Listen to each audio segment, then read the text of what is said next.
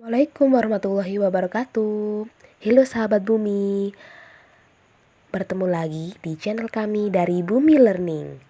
Di pembahasan kali ini kita akan membahas terkait materi kelas 3 semester 1. Tentunya materinya terkait living things and non-living things, atau dalam bahasa Indonesianya benda hidup dan benda mati.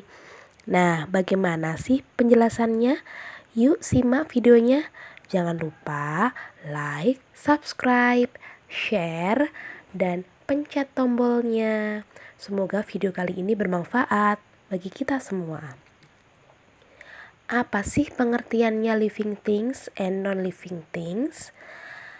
Living things adalah benda hidup atau manusia, hewan, tumbuhan, yang mana mereka mempunyai ciri-ciri yang bisa berkembang, bisa tumbuh, dan lain-lain. Nanti kita bahas ya di slide selanjutnya.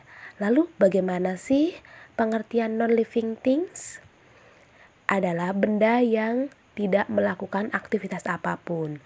Dia atau mereka tidak bergerak, tidak bisa bernafas, dan tidak bisa hidup. Nah, kalau di bahasa Indonesianya itu benda hidup dan benda tak hidup. Nah, coba dilihat, ini adalah gambar apa sih? Nah, ini adalah gambar ayam. Nah, ayam ini termasuk living things atau non-living things. Or in English, chicken. Nah, yang benar adalah living things. How about rock? Kalau rock itu apa ya? Kalau rock adalah benda tak hidup. Lalu kenapa sih mereka disebut benda hidup dan benda tak hidup? Adakah yang tahu di sini? Nah, ini dia characteristic of living things here. Living things, the first one is eat food and drink water. Mereka itu mengonsumsi makanan dan minum air. Nah, apalagi sih karakteristiknya? Mereka juga bisa bernafas. Lalu apalagi?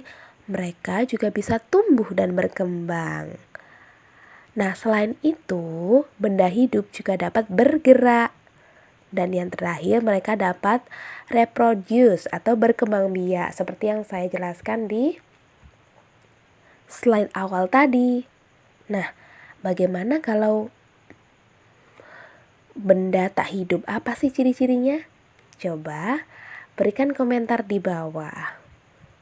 Nah, apa saja sih yang tergolong makhluk hidup? Nah, sudah saya sebutkan tadi, yang termasuk atau yang tergolong makhluk hidup adalah manusia, animal, and plant. Mereka semua dapat berkembang biak, dapat tumbuh, dapat bernafas.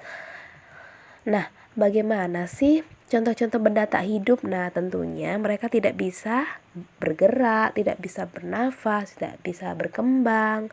Apa saja sih? Banyak sekali di sini benda-benda yang ada di sekitar kita.